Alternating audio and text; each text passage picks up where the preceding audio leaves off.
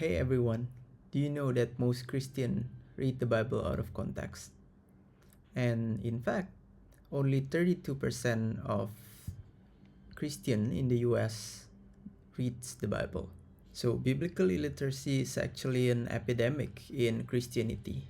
And it's not like we want to read the Bible out of the context intentionally, because most Christians do want to read their Bible properly, but sometimes we don't get that kind of education in church because we only come on Sunday, or even sometimes when we go to small groups, they don't have most leaders don't have the capacity to explain to you how exegesis work, how hermeneutics work.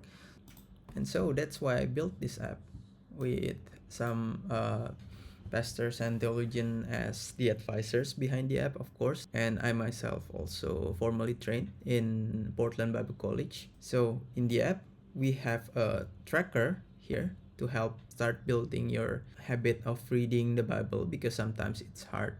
And we also have the Bible, of course. And also you have this button right here where you can click and see the background of the specific book you are reading.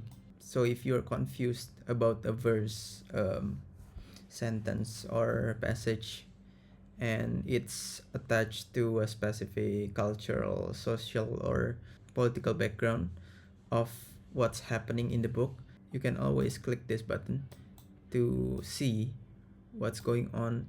And also, we have a commentary feature where you can check out the context, the quick context behind the book, like purpose, author, the date, the settings. Whenever you are, wherever you are in your reading. So, for example, like this, right? First Samuel 14, and then you can open this anytime. You can also see this quick guide anytime, and these are the verse by verse explanation. Basically, it's written by prominent theologian.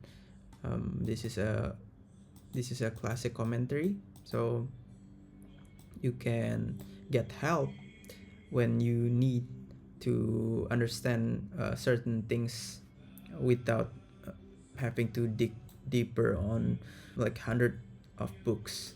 And we also have word study here. Basically, it's a Bible dictionary.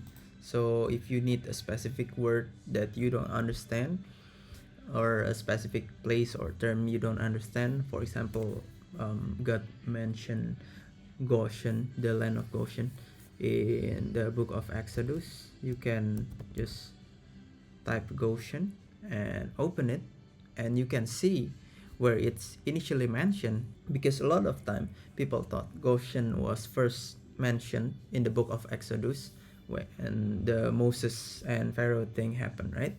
But it's actually mentioned in here. You can see it's mentioned before in Joseph's story.